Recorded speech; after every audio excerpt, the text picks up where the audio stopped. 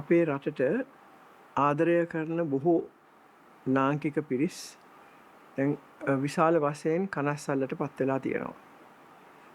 මොකද මං හිතන්නේ පොඩි අවබෝධයක් හරි තියෙන කෙනෙක් දන්නවා මිනිසෙකුගේ අධ්‍යාත්මික පැවැත්ම තියෙන්නේ ඔහු විශ්වාස කරන දර්ශනය මත. ඒ දර්ශනය ආගමික දර්ශනයක් වෙන්න පුළුවන්, වෙන මොකක් හරි දේශපාලනික දර්ශනයක් වෙන්න පුළුවන්, මාක්ස්වාදය එවැනි දේවල් වෙන්න පුළුවන්.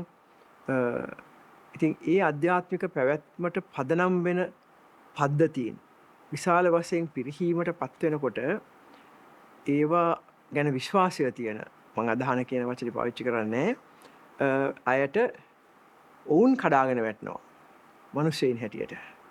අද අපේ රටේ විශේෂයෙන්ම බෞද්ධ ජනතාවට විශාල ප්‍රශ්න ගණනාවක් ඇති වෙලා තියෙනවා. අපි විශ්වාස කරන යම්කිසි ධර්මයක් දර්ශනයක් ඉදිරියට ගෙන යන්නේ එහි නායකයන් විසින්. දේශපාලන දර්ශනයක් නම් ඒ දේශපාලන නායකයින්, ආගමික දර්ශනයක් නම් ආගමික නායකයින්. දැන් අපේ රටේ නායකයින් හැටියට අපි සලකන්නේ බුද්ධ ආගම ගැන අපි දැන් මම කතා කරන්නේ සංඝයා වහන්සේලා. දැන් මෑත කාලේ අපිට අහන්න ලැබුණා භික්ෂුන් වහන්සේලා ගණනාවක් මත්කුඩු වෙළඳාම් කරලා අහුවෙලා. ඊළඟට අපිට අහන්න ලැබුණා ඊට වැඩිය විශාල වශයෙන් ඛේදජනක ආරංචියක් අපේ රටේ බෞද්ධ සිද්ධාස්ථාන අපි වැඩියම ගරු කරන උතුම් බෞද්ධ සිද්ධාස්ථාන 8ක නායකවරයෙක් චූටි ළමෙක් ගෑනු ළමෙක් දූෂණය කරලා තියෙනවා කියලා. එක සැරයක් නෙමෙයි අවුරුදු දෙකක් තිස්සේ මම බොහොම මවිතයටපත් වුණ කරුණක්. එකම එක දේශපාලන නායකයෙක් කියන කෙනෙක්වත් කට ඇරියේ නැහැ. කිසි කෙනෙක් කට ඇරියේ නැහැ, බලාගෙන ඉන්නවා. දැන් මේ නායකයෝ කියන අය ආගමික නායකයෝ හෝ දේශපාලන නායකයෝ හෝ මොන නායකයෙක් හෝ වේවා, නායකයා කියලා කියන්නේ ජනතාවට යම්කිසි මඟ පෙන්වීමක් කරන නායකත්වයක් දෙන කට්ටිය. එතකොට අපේ රටට, අපේ සංස්කෘතියට, අපේ මුළු පැවැත්මටම මේ වගේ මහා විශාල තර්ජනයක් ඇති වෙන වෙලාවක එහි නායකයෝ කියන කීප දෙනෙක්ගෙන් වෙන්න පුළුවන් මොම හරි අපේ තරුණයෝ දැන් බුද්ධ ආගම ගැන විශ්වාසයක් නැහැ, පන්සල් යන්නේ නැහැ, කඩාගෙන වැටෙනවා. එතකොට ඒගොල්ලන්ට අධ්‍යාත්මිකව මුකුත් ශක්තියක් නැහැ, පදනමක් නැති වෙනවා. එතකොට මොකද වෙන්නේ? වැරදි කරන්නට යොමු වෙනවා, මහා අපරාධ කරන්න යොමු වෙනවා, ස්ත්‍රී දූෂණ කරනවා, දරුවන් දූෂණය කරනවා. එහෙම නැත්නම් මත්පැන් මත්කුඩු වලට ඇබ්බැහි වෙලා මත් වෙලා වැටිලා ඉන්නවා තැන් වල. ඉතින් මේක ලොකු ප්‍රශ්නයක්. එයි අපේ නායකයින්ට කතා කරන්න බැරි. ඔවුන්ට හම්බ වෙන ඡන්ද ගණන් කර ඉන්නේ. ඉතින් මේක බලාගෙන ඉඳලා සෑහෙන කාලයක් මට හිතුණා මමවත් කතා කරන්න ඕනේ ජ්‍යෙෂ්ඨ පුරවැසියෙක් හැටියට. මේ රට පාලනය කරපු ජ්‍යෙෂ්ඨයෙක් හැටියට. අන්තිමට එක එක්කෙනාට විවේචනය කරන්නේ නැතුව නායකවරුන්ට ලිපියක් ලියන්න. ඒක ලිව්වා. මම හිතන්නේ ඒක මුග දෙනෙක් දකින්න ඇති මාධ්‍ය හරහා. මගේ ප්‍රධාන අදහස තිබුණේ එතන එක එක්කෙනාට දොස් පවරන්න නෙමෙයි, ඒක නීතියෙන් දොස් පවරපුවාවේ. නමුත් ඒ අතරතුරේ මේ වාගේ තවත් දේවල් සිදු නොවෙන්න අපි දන්නවා මේ පළවෙනි සිද්ධිය දෙක නෙමෙයි. ඉතින් මෙවැනි සිද්ධීන් ඇති වෙලා අපේ මේ උතුම් බුද්ධ ශාසනය විනාශ වෙන එක නවත්වා ගැනීමට නායක ස්වාමීන් වහන්සේලාට ඉදිරිපත් වෙන්න කියලා මම යෝජනා කරලා බොහොම ගෞරවයෙන් ආරාධනා කෙරුවා. වැරදි කරනකොට බුදුන් වහන්සේගේ කාලේ ඉඳලාම ආනන්ද හාමුදුරුවෝ තමයි ඒක පටන් ගත්තේ. ප්‍රධාන භික්ෂුන් වහන්සේලා විශාල පිරිසක් එකතු වෙලා දින ගණනාවක්, සති ගණනාවක් සාකච්ඡා කරලා මේකට විසඳුම් හොයනවා. හොයලා නීති රීති හදනවා. දැන් විනය පිටකත් ක්‍රියාත්මක වෙන්නේ නැහැ, මොකක්වත් ක්‍රියාත්මක වෙන්නේ නැහැ, නීතිය ක්‍රියාත්මක වෙන්නේ නැහැ.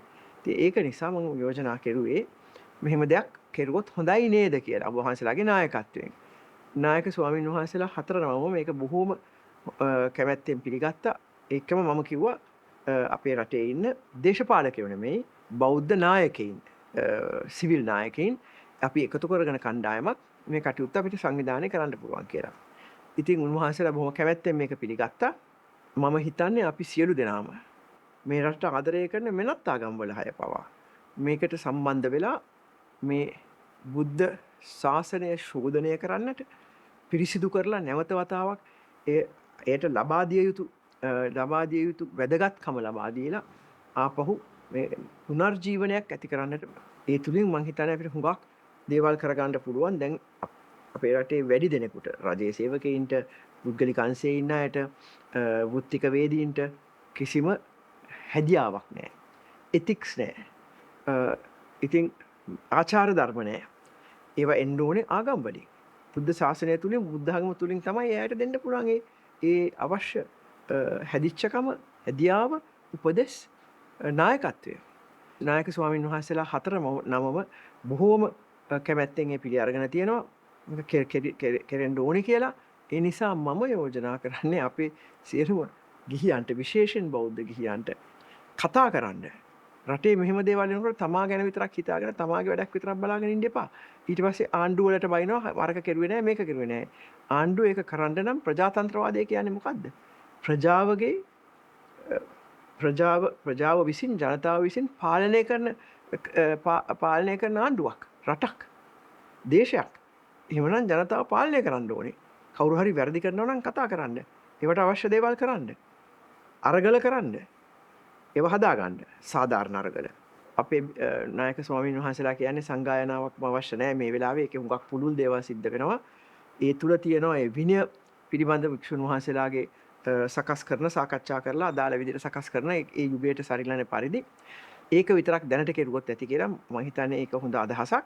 ඊට පස්සේ ඒ යෝජනාවල් ඒ කතිකාවතෙන් එන යෝජනාවල් රජයට ඉදිරිපත් කරලා රජය විසින් ඒක පාර්ලිමේන්තු පනතක් හැටියටම ශක්තිමත් පනතක් හැටියට ගෙනල්ලා ඒක ක්‍රියාත්මක කරන්නට යෙදෙන්නට.